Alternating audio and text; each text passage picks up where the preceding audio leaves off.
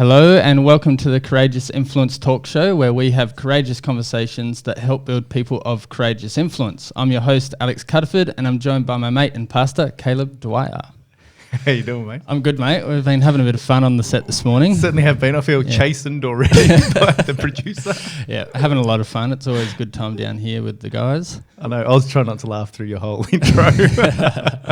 Yeah, some mornings we just have a bit too much fun, but that's what we're here to do. So Absolutely. yeah, mate. I've got a question without notice straight off the bat for you. Segment order without notice. Yeah. That's good. So as people that are watching, oh, there we are. There it is. That's a nice fairy one. So the people that are watching this on YouTube or when it comes up on social media will notice that I've got a pretty sweet, slick haircut at the moment. You do indeed. I was over at Tough Grind Barbers yesterday. Nice. In Lithgow. So if you're ever going through Lithgow and need a good barber, They do a good job. they're the guys to go check out. So, but then that had me thinking, Caleb, what is the worst/best haircut you've ever had? As in, it was so bad you loved it. Without doubt, looking back, there's two. One was shaved head with a rat's tail. Oh yeah. Or the frullet. It was like in the 80s when your mum used to do your hair. Yeah. And you just got sick of it being fully shaved. So she's like, well, the one thing I can do is leave a little tusset somewhere. At your nape. Or, so they were pretty bad. Or probably the one I still love, even though I look back and go, what we doing? The good old undercut, the Nirvana undercut. So Yeah. similar to yours, shaved on the side, but instead of just having a bit on top, it was like down here. Yeah, nice. And I had that for a long time. Awesome. Me and my brother both had undercuts. It was more being cousins though. So it was undercut, dropping down, but only more so to around your sort of ear. Yeah, it was Nirvana light. Yeah, Nirvana Light. I like that. I don't know if Ben Cousins is Nirvana Light. He's giving them a run for their money. So nice. Some of the shockers that I had, I remember, so it was when I had just left home living in a group house with a bunch of guys, and one day decided that I wanted to get a bit of dye through my hair, so we got one of those things that you pull over your head and you just pull the bits through and give the patchy tips. Yep. I got a few tips done through the hair and bleached it or whatever. So I had like the dark hair with the patchy blonde streaks through it. And I rocked up at work and my boss he goes, "You look like a stray dog." Yeah, no, that's what I was going for. Yeah. I was like, whatever, you don't get me. Yeah. You don't know my art. You don't know me. You don't know my life. I did actually feel yesterday when I was getting work done that I was like, I'm just like a part of his masterpiece, aren't I? He was really enjoying it. He really liked it. And a couple of the guys walking past going, "Oh, sweet haircut, bro." And he's like, "Thanks, bro." And I was like, I'm just a part of his art piece right now. That's when you know you got a good barber, though, when they actually take care and enjoy the process. You're not just like, done, next. Yeah, no, he was even like, I asked for number 1 at the bottom working up, and he's like, "Can I suggest 0.5 so you get that colour shift?" Yeah, very good. Love it. Very good. I've got to admit, at the moment, I think I've reached that point. It doesn't really matter what I do. It's just, half bald. It's coming. When my hair's wet now, you see more scalp than you do hair. It's horrific. Would you ever go like the complete shave? Oh, I think at some point, yeah. Yeah, my brothers, both my brothers, younger and elder, are there. So I'd like to say and you I got the lasted good the beard, longest. so But I got the big ears, big nose. It's not going to be pretty, but on a positive, looks have never really been my thing.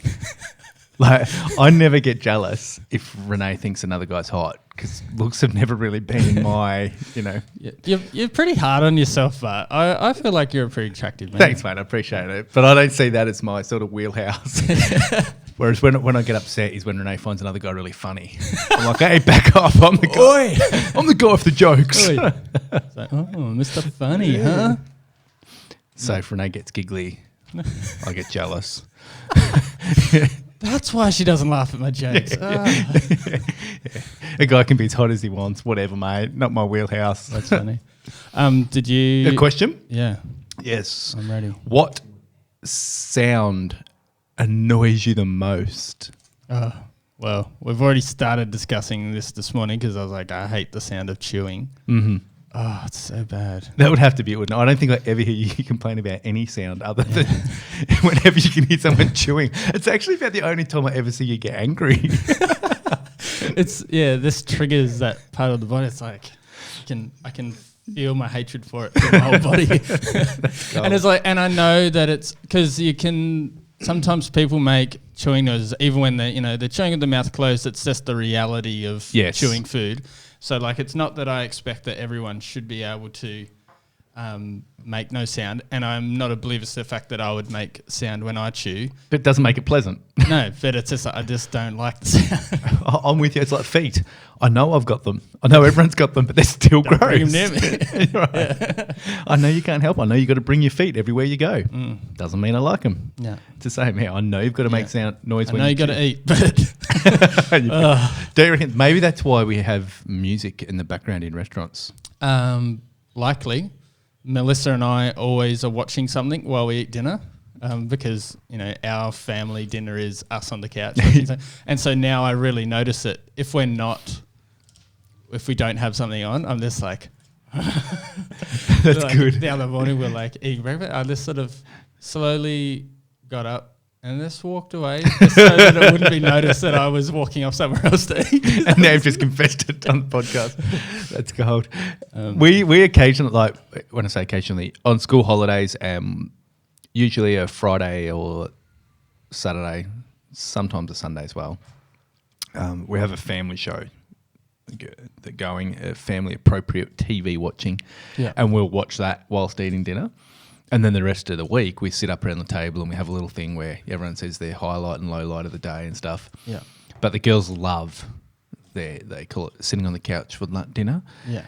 And Mia, our middle one, it's kind of like she now views it as a right. Yeah. Like you should be allowed to sit on the couch at least 2 nights a week. And we just had my parents up for the weekend, so we sat around the kitchen table because we want to talk to them and hear what they've been up to and so on. And so Mia's like, Dad, we should be sitting on the couch tonight to make up for the weekend that we lost. I'm like, what? It's funny how it's just so awesome though. It's like Melissa and I are in the stage of like, we're just really enjoying this because we do want to, if we have kids and stuff, we want to sit around the table and, honour that time.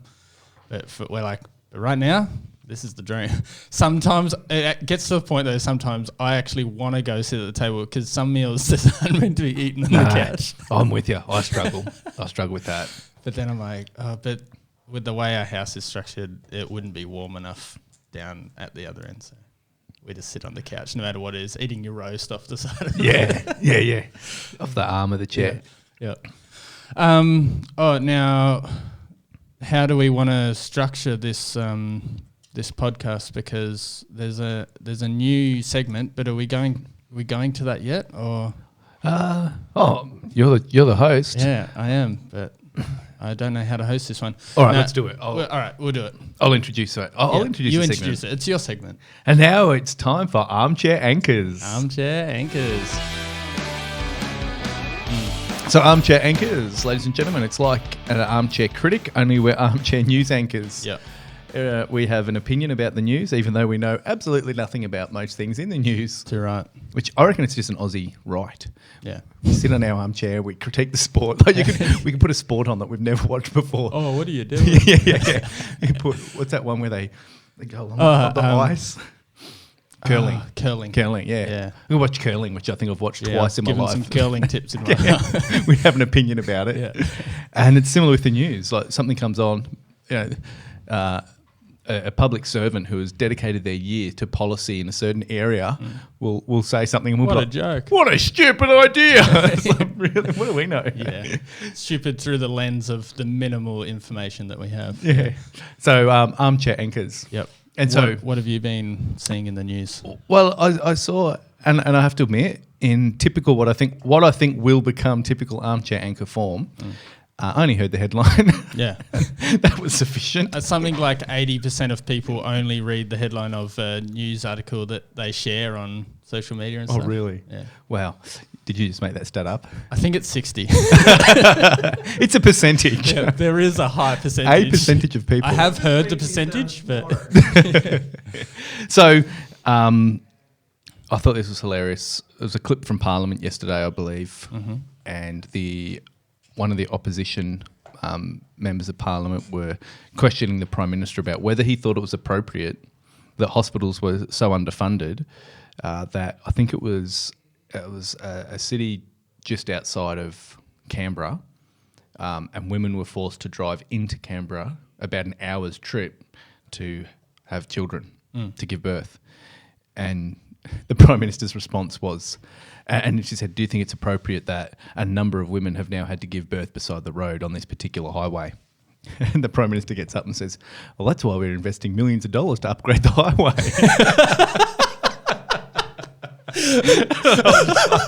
That is the best and worst Great answer I've ever heard. So how do I work this to still say something good that we're working? Right. Like, well, they're investing millions so it's comfortable to have a baby beside the road. That is awesome. There'll be plenty of wet wipes and nappies. If we just put more funny in the highway, we could put couches along the side of the highway. Have obstetricians and midwives just every so often. Oh, that's great. I just went, that is... Like they call him ScoMo for marketing, mate. That's even too far for you. That's brilliant. And then he tried to clarify. I understand. I didn't hear the second part of the clip, but yeah, this is where I'm reading between the lines. The person hosting the news said, he went on to clarify, and it made a lot more sense. So I'm assuming he was suggesting that by doing up the highway, they'll get there quicker and it won't be an hour's travel anymore. But it certainly didn't sound like that the way he started. Yeah. He probably could have said something along the lines of, well, there's thousands of people in the bush that probably have to get like a 5-hour flight to get to a hospital. Yeah. Yeah. Anyway, it's a vexed issue, but yeah, I thought his response was hilarious and worth commenting brilliant. On. That's that's some good because you need some of that character in politics. Mm-hmm. A bit of Bob Hawke-esque character. And I think I just liked it because normally at the moment you turn on the news and it's horrific. Yeah. All the stuff that's happening. I mean, there's good sides to it too. Not really the COVID thing. I don't know that there's many good sides to that. Good will come out of it because humans are incredibly, great. Resourceful. Resourceful. And then there's the movement that's occurred out of the situation in America. And I think good will definitely come out of that. But there's so much violence and heartache and even, people genuinely trying to enter the conversation and messing it up. Yeah. Getting pulled apart, which I think is hard. I think for a middle-aged white guy, the best thing we can do at the moment is just listen and learn. That's it. And not be too quick to enter the conversation, but go, actually, we just need to shut up and listen for a while. Yeah. So all of that, I'm like, the news. And then his ScoMo letting us know, hey, I'm fixing the road so you can give birth. Yeah. Mel Batty would appreciate that. Yeah. So obviously, I don't listen to the news much. That's why you're going to be brilliant. Like the weird highlights that pop up on your phone from time to time. But I was driving to Lithgow yesterday in the work car. So when I hopped in the car and turned on the radio, and I was trying to find a radio station I like, and then I came across the Parliament. So I was listening to Parliament for about 5 minutes before I just couldn't handle it anymore. Not because it's boring, it's annoying. Talking over each other and arguing with each other. I was just like, shut up. Anyway, but what they were talking about was the wording of the JobKeeper payments that have come out. And it sounds like there was a press release saying the amount given was the amount after tax. And they were drilling him saying... did you or did you not say that this would be tax-free? And he's saying, no, at no point did we say it was tax-free, but then they're trying to argue that the wording of saying after tax is implying certain things about it, the amount that people, I guess, are going to end up with versus pre and after tax. So they were getting into it over all the wording of that stuff. So I think they, on a whole... all Australian governments have done state, federal, have done a terrific job. Yeah. But with all, as always, is those things, it was such a rushed response. Yeah. The devil's in the detail. Yeah. And there's a whole host of things we're now seeing come back again. Yeah, you kind of feel like they're defending their intention, but there's probably going to be little bits and pieces like that are going to pop up. Right. And it's like, it was probably some intern type, It's just a shame of politics, isn't it? Because I think in reality, this is not party political at all, whether we're talking about our state governments or our federal government. Yeah. In this situation, they genuinely tried to listen to the experts, rush policy through, do the right thing. And there's a window of time where we were kind of united behind that and no one... Yeah. But now politics starts again. And so... Yeah, you got to start... Now we start working through all the reality of it. Right. Yeah. So they're all just doing their job. It's just funny. It's just I just can't handle listening to it though. Because I know that, it's the whole thing. Like, they're there to debate. Yeah, because they're trying to make sure that the right thing goes through. Yes. It's interesting though, like, because sometimes, like, I just listen to it, and because I'm very much not an arguer, so I'm just like, oh, guys, can't we all just get along? Yeah, sit down and have a conversation. Let's just listen to each other.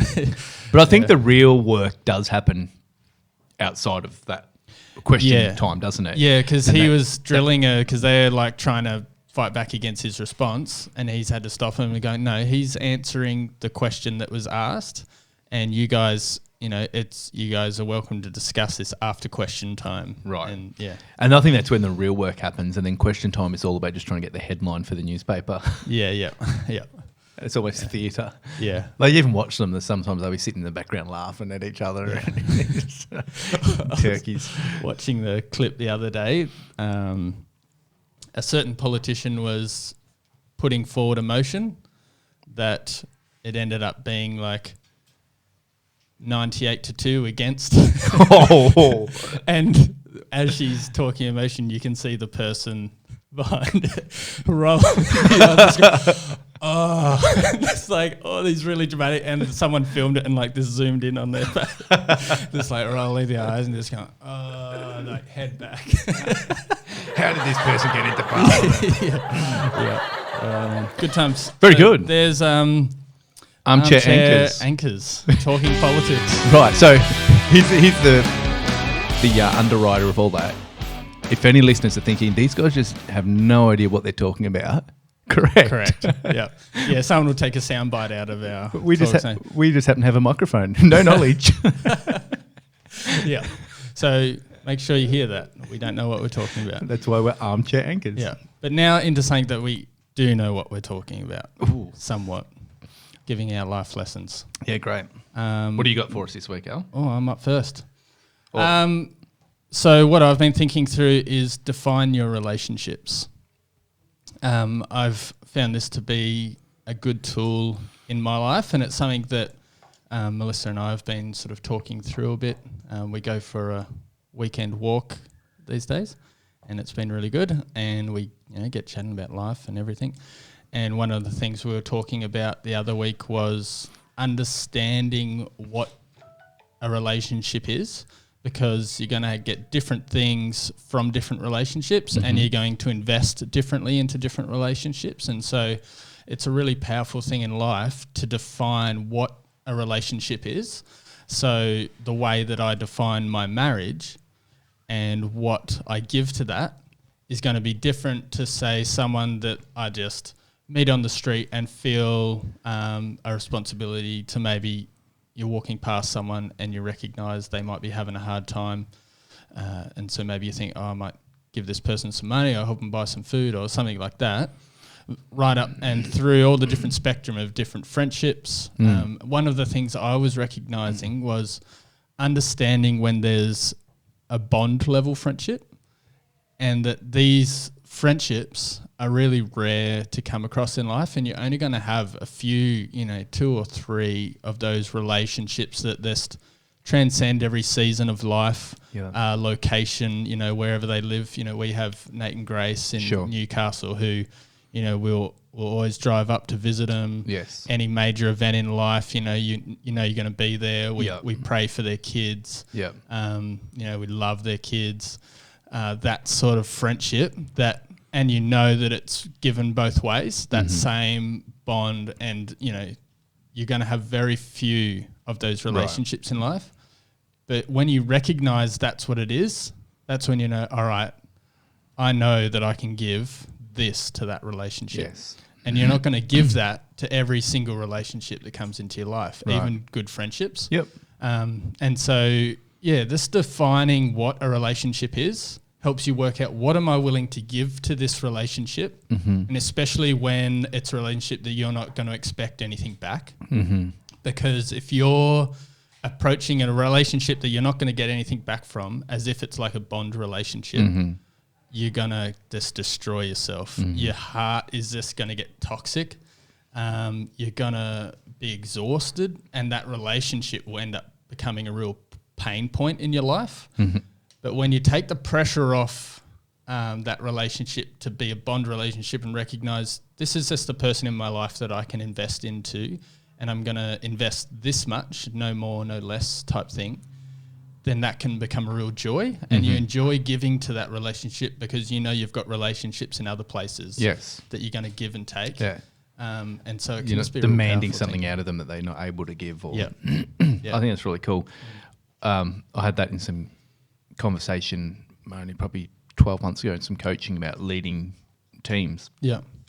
And obviously with my role in Generosity Church, we help lead a team of pastors that are spread out. And we have an expectation, especially in our working environment where we're all believers, is that we would be respectful and friendly towards one another. And so sometimes that, you start saying, we really want to be friends first. But that really confuses people, that thought, because of exactly what you just spoke about. Oh, well, to somebody, friends means bond friends, and somebody else, friends just means, that person I can be nice to when I see them. Yeah. And so one of the things was just around your language and saying, hey, we expect everyone to be friendly with everyone. We expect everyone to be respectful to everyone, but we don't expect everyone to be best friends. Yeah. And that's okay. Hey, and it's actually okay that there's people on this team that will be friendly towards me and respectful towards me. But just because of distance, because of life stage, because of personality, because of a whole bunch of things, we're just never going to be close friends. But they might be close friends with someone else that I am. Well, so what? You just got to get over that and be secure and updated. Otherwise, it just becomes high school all over again. Yeah, absolutely. Yeah. And it's, especially when you're talking about the ministry context, it can get real hairy real quick. Like even just think about, me and you, think about like the different aspects of our friendship. It's like you're my pastor and the leader. You're a mate. We've got all kinds of interests that we share, theology and footy and all of this. And so there's all kinds of different elements. And so ministry can get, and I think really tough to define that. I definitely can. And you see people go in two directions with that. One is where they'll only end up like everyone in their church, everyone who they're really ministering to is a friend, and it comes from that friendship base only. But that very much caps your influence. And that's cool. Like, I'm not saying it's necessarily wrong. A lot of particularly people that are very pastoral will do that. And then there's the other side of it where you see people just go, well, I don't have any of my close friends in that environment. Yeah. And I try not to roll on either of those two extremes. I want to be friendly with everyone, realising I'm going to have closer friends with some people and often it's because I will try and be friendly and never approach things from that, authoritarian position. But at the same time, those people who have a lot of interests in outside of just what we're doing together in church world are the ones where friendships will begin to grow. And then some of them, it just clicks and it becomes a deeper friendship. And sometimes that's even just time. Often it's people that you've actually been through some hard times with. Yeah, it's absolutely. Where you've actually had to square them up and they've responded well. It's where they've been through bad days and come back. It's where they've seen you as a leader not get it right. And maybe they've even, you certainly have in my world called me out on things, but they're calling you out to call you up. And it doesn't always feel good at the time, but the friendships that survive that stuff are the ones that over time grow towards being much more permanent and powerful as a friendship. But it doesn't mean that you don't care about those other people and you're not able to minister to them. And so you just have to be emotionally mature about it all. Yeah. And like I said, I think thinking about it, defining it, understanding those, and just being really secure in it. and realising that, like, there'll be people who are really happy for me to be their pastor, but they wouldn't want to be my friend because they would look at the stuff that I'm interested in and just go, oh my goodness, I couldn't be more bored. They shouldn't have to. Yeah. They don't have to like what I like just because I'm their pastor. Yeah. They can quite comfortably tell me, Caleb, you are into the most boring, rubbish stuff.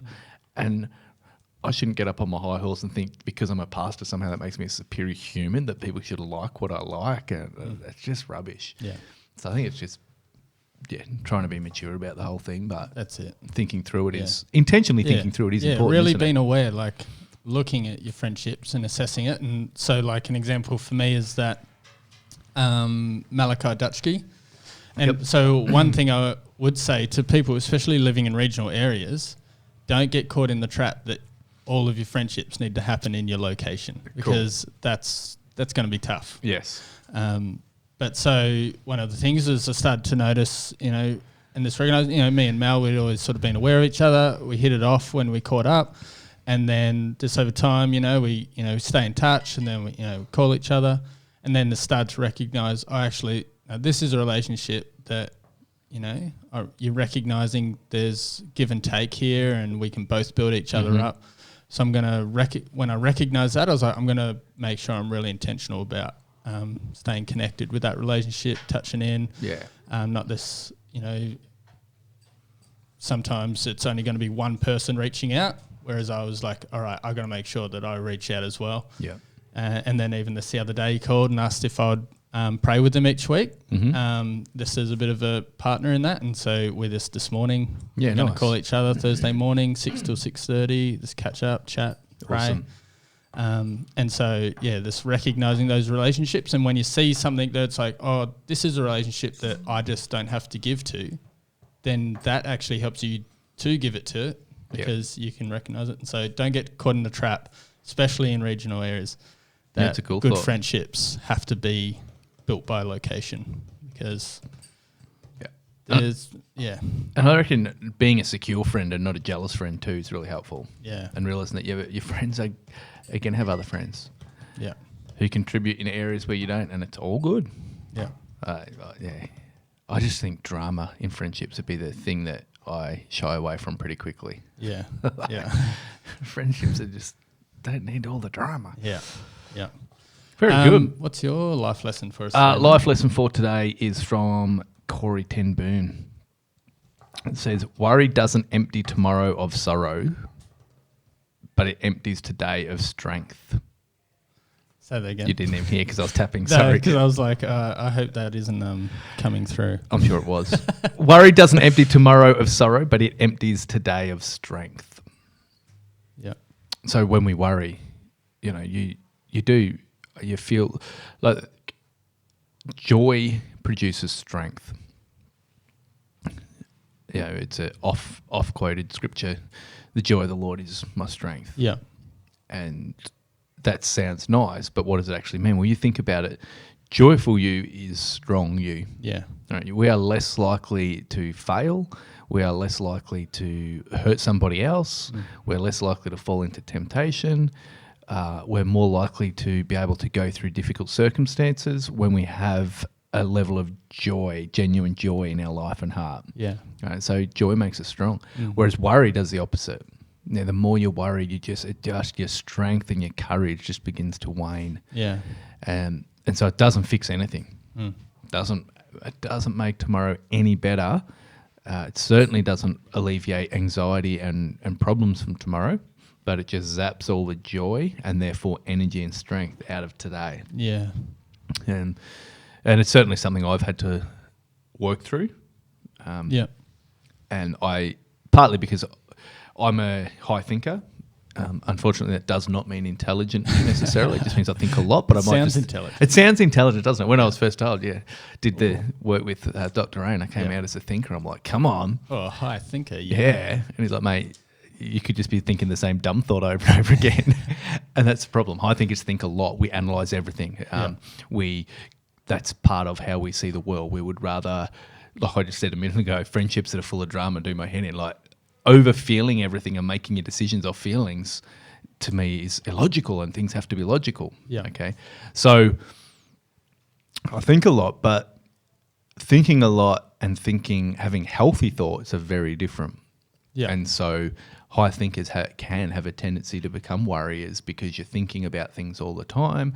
And then that, if it's a negative thought, thinking about what might go wrong rather than looking for solutions, rather than being creative in your thinking. And that's one of the things I would say. I know I have an underlying level of joy in my life when I'm thinking creatively. Yeah. And I'm coming up with solutions, and not even solutions to problems, but maybe just coming up with growth areas and ideas. And so I've definitely had to learn to train myself not to worry. And it's as much a cognitive change as it is a spiritual change. Yeah. Your brain does develop thinking patterns. Yeah. And so learning to think differently, learning to think positively is a cognitive side of it. And then there's the more spiritual side, which is learning to have that joy of the Lord every day. And anyway, so I just thought, when I read that, I went, yes, there's so many quotes out there about worry. Yeah. And, worry doesn't fix tomorrow, it only destroys today. And all that's true, but I thought Corrie ten Boom nailed the underlying issue that worry actually just removes strength from today. Yeah. Yeah. That's that's a good one and especially, timely for this season because there is a lot of worry. And it's interesting, I was listening, some of the podcasts I've been listening to recently, and they were just talking about there's been a few businesses through COVID that have gone the complete opposite and they started doubling down on stuff and have, doubled and tripled the size of their business because they were basically employing the people that were getting laid off from other jobs. They've employed and brought them in both because they got creative rather than worrying and found ways to work around it. And, and they've really capitalised and grown and expanded through a time that they could have allowed themselves to worry, but instead put that energy to, how do we work through this? Which can be really tough, but if you can train yourself to do it, then... Yeah. Don't you find, it's not always, there's so many things that go into a business or something being successful, and some of it is just timing, like dumb luck. I definitely believe, I know some people in church will have issues with the word luck, but I see it as momentum almost, and that idea you make your own luck or you make your own momentum. I think that there's a lot of truth in that. But the reality is we are also, all of us, at the whims of life and circumstance at times. Absolutely. And that's definitely true. But one of the core things that I've noticed in a lot of people who are really successful in business is that their natural disposition is to be optimistic. They don't have that pessimistic, protectionist mindset, but they constantly look for the opportunity. They constantly believe, no, come on, guys, we can do this. We can move forward here. And having that mindset is one of the ingredients that I've noticed a lot of really successful business people particularly have. Because you're not going to get it every time, but eventually you're going to get it. Yeah. If you just keep going after stuff, Right. You're at least in the game when situations and circumstances do fall your way, you're in the game. Yeah. Whereas the protectionist is still sitting there going, no, didn't work last time, won't work this time. Yeah. And that's a hard thing, especially if you're emotionally putting yourself out there. It's certainly difficult financially. Again, most people who, like myself, are analytical and high thinkers, we have that tendency to want to protect a little bit. Yeah. And I think when it comes to finances, there's probably some wisdom in that. I don't know that I could be, I've got a couple of friends that even when it comes to their businesses, they're just like all in or not. Yeah. Boom or bust. And sometimes it's really worked. Yeah. I just by nature would struggle with that, but I don't want to become an absolute fence sitter either. Yeah, that's it. And we could keep diving into that all day, but we should move on. So we've been reading through Luke. What's something that's been resonating with you? A couple of things. Luke chapter 10, 17 to 36. There were two things on that. I read this week out of that passage that really jumped out. The first one, so it's just after Jesus sends out the 70 or 72, depending on what manuscript. Most now say 72. Yeah. And Which is a phenomenal thought. Imagine, we often think about Jesus and he had his 12, but there was a much larger body of really bought-in disciples. Yeah. And they go out ministering on his behalf and they come back and they're like just on a high. And you can sort of see it, hey, it's like the sports team that's just had the win and they're all gathering together. Whoa, yeah. Jesus, even the demons do what we tell them to. Like, whoa. And Jesus just says, don't rejoice in that. Rejoice that your name's written down in the Lamb's Book of Life. Mm. What a great reminder for us, hey. No success in ministry, even success is in inverted commas, no amount of public recognition or growth within a church or growth within a ministry should ever take the place when it comes to my identity and where my joy that we spoke about really comes from is just the fact that I'm loved by God, that I'm saved because of the work of the cross, that I'm accepted, that there's a work of renewal by the word and the spirit going on in my life, and that's where my joy comes from. And everything else is actually just about bringing glory to God. Yeah. Everything else is just an opportunity to say thank you, God, and to love people. Yeah. That's all that is. Yeah. It's nothing to do with where my joy and my identity comes from. Yeah. And Jesus was trying to bang on about that right back at the start of the church. In some ways, the church hasn't really officially even started yet. He's just sending these guys out to minister on his behalf. So I thought that really jumped out to me. And then just the maturity and heart and grace of Jesus. A few verses earlier, he was rejected by a Samaritan village. Yep. It says because he had his face towards Jerusalem, and the Samaritans didn't believe you had to worship in Jerusalem, and so they reject him. And then it's only just after that Jesus is telling the parable and he makes the Samaritan the good guy. Yeah. And it's like, wow, he's been rejected by these people, but he was never going to let it become about ethnicity. He was never going to stop loving, allow one bad experience with someone make him wipe off everybody of that group. He just had this sense of love for humanity and a maturity within himself as a person to be able to look beyond his own pain for the good of others. And so he tells this story where they have, as a people group, have just rejected him, and yet here he is in the story making sure that they're the good guys and elevating them and saying, hey, we're not going to look down on these people. They can actually be the good Samaritan. They can be the goodie in the story. Yeah. And I thought, wow, where do I not operate with such maturity? Where am I once burnt, twice shy? Because that's not how Jesus lived. And even with the Pharisees, the Pharisees are the ones, the Pharisees and the leaders and the scribes, they're out to get Jesus. And so often we make them the baddie.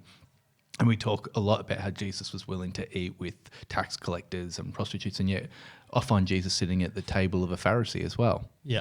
He didn't wipe any group off by the external label or identity. Yeah, because on the flip side, he wasn't afraid to look like a rich. Says, now Jesus is one of the fancy Pharisees. Yeah, he's with them all. Very likely copying that same chatter from the public than the other way around of them bagging him out. Yeah. So there's just two little. It was on one day, and I was like, oh wow, I could just chew on both of those things all week and not open my Bible again. Yeah. That was amazing. Yeah, that's awesome. So I've got a few from a bit further back, and I was just thinking about from Luke 7 that faith doesn't need to be complicated, and that it's just recognising Jesus for who he truly is something that Jesus really commended, and looking at the stories of the centurion and the woman weeping at his feet. Mm-hmm. And I was like, such different interactions, yet both pinned up as a real picture of what a great expression of faith looks like. And, Jesus says to the centurion, I've never seen any faith like this in all of Israel. And you're going, whoa. And something I'd been challenging myself on for us as believers, not to just study the faith of Jesus and the life of Jesus, but the faith of the people who he commended, because they're the people that we can actually probably in many ways identify with more, because here they are, they're just like us. Yeah. Yet they've done and lived their life or had a moment in their life that Jesus has really taken the time to notice, recognise, point out. And so it's like you got to watch those things and think about those things, but then realising you can't get too caught up on the form, because you've got this centurion. Okay. He's talking about the slaves that he has. Mm. He's a Roman who's occupying Israel. He's super rich, super wealthy. You've got this woman, complete opposite end of the spectrum, the bottom of the barrel, weeping at his feet, pouring out her heart to him in tears. Mm-hmm. And he's commended both of them. Mm. And the thing that as I looked at those two, the common factor was that they had recognized Jesus for who he was. Mm-hmm. And that was the faith that he commended. Right. It wasn't the form. It was that they were willing to recognize who they are and who he is and honor him for that. And so that I just thought was a great lesson for us when we're trying to work out how to outwork our faith. Living with a recognition of who Jesus is and allowing that to express itself in whatever way that comes out. The way it comes out for me is going to be different for how it comes out for you and for anyone else. And so we don't have to that takes the pressure off what it is in expression and recognizing how do I just live my life recognizing who Jesus is. Yeah, it's a really cool thought. I started to wrestle with some of that in my own world when Rennis and I began to work in missions. And you see how fundamentally different other cultures practice their Christianity, and yet it's no less valid. Yeah. And beginning to realise, exactly that wow, I can get so wrapped up in the form, and I think way too much conversation within the church is around form rather than substance. Yeah. And I just find it so boring now. I just won't go there because you can't be right or wrong.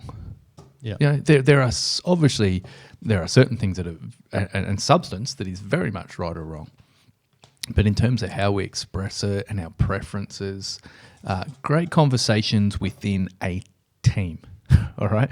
So if the Generosity Church Bathurst creative team want to sit down and talk about what songs they want to do to lead us in worship, that's a great conversation because they're a team and they want to have a style and they want to connect with a regional town in Australia in 2020. Valid conversation. But when it then becomes about this group talking about that group and comparing and whose form is better, yawn, I'm out. Yeah. It just doesn't. It's so surface level and misses the point altogether. Yeah, absolutely. And I've never thought about applying that thinking back when I'm looking at scripture, though, and wrestling with the humanity in that. It's a really cool thought. Another thing that popped out in 7 was that this is why there's no point arguing with your critics. So it's from Luke 33. For John the Baptist did not spend his time eating bread or drinking wine, and you say he's possessed by a demon. The Son of Man, on the other hand, feasts and drinks, and you say he's a glutton and a drunkard, and a friend of tax collectors and other sinners. But wisdom is shown to be right by the lives of those who follow it. And it was just a great reminder. If people were constantly criticizing you in your life, just recognize that's a losing battle to change that, because you would change it and they'd criticize whatever you've changed it to, or someone else is going to change it. I spent years thinking through, how do I live my faith in a way that doesn't offend anyone? And then I was just like, impossible. This is an impossible question. It just doesn't matter how good of a person you are. Someone has a different lens of what's good. Yes. And it's just going to be a question that goes round and round forever. And you would at some point, you have to recognize there's going to be groups that I connect with and groups that I don't, just on a foundational level. That's okay. There's going to be people that agree with me and people that despise me because of potentially even this one or two sort of thoughts that you have around life. You just got to come to terms with that. And I think it's a question, it's something that I think as a society, I think we've believed that there's a potential there somehow for us to be able to live lives that don't offend anyone. Mm-hmm. It's an ideology that I think is being chased after at the moment. But I reckon it's something that probably even as a society, people are starting to recognise is an impossible pursuit. Now it's about working out how do we come to terms with that because it's been believed and then chased, and then there's this disillusionment, and then, you get really bitter and angry because you're not agreeing with people and not seeing eye to eye on stuff, and you're offended by beliefs that they have, and it's recognising that's a carrot we're never going to catch. Right. It leads to totalitarianism. That's the only way. You're worried about me tapping my phone, my cup quietly, and then you're going to start throwing your phone around. Sorry. The only way you can force everyone to not hold an opinion you find offensive is a form of totalitarianism. It just doesn't work. And then it comes back to then it's just external control. And but I notice it on Twitter. I have to work hard to keep up with social media. It's not something I'm just naturally bent towards. Yeah. But my favourite social media platform in terms of certainly consuming is Twitter. Yeah. If someone looked at my Twitter account, I'm sure on so many issues, whether they're talking about politics, religion, a whole bunch of things, people would flick through who I follow and be like, dude, pick a side. Yeah. But I do that on purpose because I think that there's really interesting perspectives and nuggets of wisdom from all these different sides. And so I like following it. But what I notice is that because I do that, doesn't matter who it is, doesn't matter what political side they're on, doesn't matter what side of the Christian church they're on, doesn't matter if they're on a complete another religion, there's people that love them, and Twitter's just the platform you see it the most on, and then there's people that just bag them. Yeah. And some of them are doing really good work, but there'll be somebody to say you're not doing it good enough, or you're doing it the wrong way, or it's just public. Yeah. It's a public version of what actually happens in all our lives and in people's heads that walk past us. Yeah. It is that realisation of going, and the really mature ones, just let it go. Yeah. They don't get on there trying to delete everyone who disagrees with them. Yeah. I've got a friend, he's hilarious, and he just doesn't care. I wish I could be as courageous as him, but I'm just probably not. And he recently put on his Twitter, he tweeted, Twitter has an unfollow button. Some of you should use it with me. Just, you don't care. Yeah. That's awesome. Very, very cool. Yeah. Whatever. I'm just going to keep being me. You don't want to follow me? Don't. Yeah. And that's it. Yeah, because that's the flip side of it. It's like the correction, the overcorrection that comes with a culture obsessed with not offending anyone is just people going, oh, I'm sick of people being offended by everything. I'm just going to say whatever I think, whenever I feel it. I'm going to be a horrible human being and then just get annoyed that everyone's offended. And so, of course, there is an overcorrection, but that's the whole point, is that who defines the overcorrection? So I think it's respect, isn't it? Yeah. So it's just respect. Like I think that's the thing that goes missing at times. I'm happy for debate and conversation. I think it's healthy, and that's where ideas are fleshed out. But it's respect. Yeah. You know. And that's probably a skill and a virtue that gets lost a bit when you go so far down the track of, because I guess in some ways you're treating the not offending someone as respect, and it's sort of held up as that is what respect is, when actually respect can be a bit more, there's more to it. Right. You can respectfully disagree. Yeah. So, there's a whole bunch of things that I think as a society we're probably fleshing out. And you never arrive. Like, the point is, I might be super respectful to you in a conversation, and then there's someone else who I'm royally offending. And I think even let's close it off by going all the way back to where we started. You look at the current conversation around race. I would not consider myself a racist person. I don't intentionally want to be prejudiced or racist to anybody. I've got friends of a whole host of race and ethnicities and people groups and languages and living all over the world. Yeah. And I love that. I really enjoy it. And yet I've not lived as a man of colour in a society that has been for centuries dominated by the ruling class being white. And so having not had that lived experience, I can try and understand, but at some point, and I think part of what the conversation at the moment is about, is just acknowledging, all right, I think I get it, but there'll be aspects of this I just don't. There'll be aspects of this I'm just blind to. Yeah.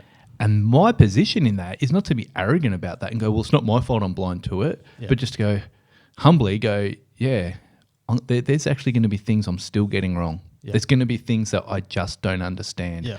And so my humble disposition should be, hey, teach me, because I definitely want us to have a great future together. Absolutely. That's where I'm at as well. And the same as with me and Melissa, as we just sort of talk through, because there's within our culture at the moment, one of the big things is the idea of you have a moral responsibility to speak up. Mm-hmm. But the thing that has had me and Melissa going, well, the thing is, like, what some people end up doing is that they just speak up and declare their outrage as a way of proving that they're not racist, without actually stopping to understand internally within them, where are there areas in me that are continuing a system of oppression, or continuing biases within myself towards certain people groups, or just where I don't apply understanding to the different ways someone thinks about life and the world, and how they approach careers and how they approach family and all of these things and relationships. So it's like, I definitely don't condemn people for speaking up against saying that they're against, but don't do that at the expense of internally analysing your life and your own prejudices and things like that. It's and virtue saying signalling stuff that ends up like, because then the issue is that you end up talking about a whole heap of stuff you don't understand, like you're an expert on it, doing more damage, and you don't even realise, because you just think, I'm just standing up for a good thing. Right, and the problem, part of what I think we're seeing in society now is, and it's an extension of virtue signalling, of that very, I don't want to be like that, so I'm going to publicly announce, and great, and not necessarily wrong, but the really important work is what I'm doing internally. Yep. But where I think we've also got to now, it's like piling on is part of my virtue signalling. So, this person made a mistake, so I'm just going to pile on them so everyone knows I'm not like that. Yep. I'm morally superior to that. I would never do what that person's done. And yet the reality is we're just as likely to make a mistake tomorrow. And how does piling on that person actually fix the underlying issues? Yep. The way we fix the underlying issues is all of us humbly going, yep, I'm up for a conversation. I'm willing to look at myself. Yep. Without having to think that means I'm not allowed to have values and I'm not allowed to stand strong on my beliefs. Yeah. I can do that, and we can disagree respectfully. Yeah. But piling on people, and the whole cancel culture, like a comedian made an off joke 10 years ago. Like, for me, if that comedian's no longer making those jokes because they've come to realise that that's wrong, why would we cancel them? Yeah. I don't understand that. Yeah. For me, we go, that's right, this is what it looks like to learn and grow as a human people. Yeah. 10 years ago, they thought that was acceptable. They've now learnt that it's not, and they no longer behave like that. That was the whole goal. Gold star to you. We're not going to cancel you. We're not going to destroy your future and your career. Yeah. Instead, we're going to say, hey, people, that's the journey of being a better human being. Hey, look, it's possible. Right. Yeah. But unfortunately, with the angst and the virtue signalling and everything that goes on, that's where we've got to. So let's have the courage to look internally. Yeah, awesome. Well, thanks for listening today. Make sure that you follow us on Instagram and Facebook on the GC Bathurst page, or you can find us on YouTube at the Generosity Church page, and of course on Spotify and the Courageous Influence Talk Show. So bye for now. Hooray!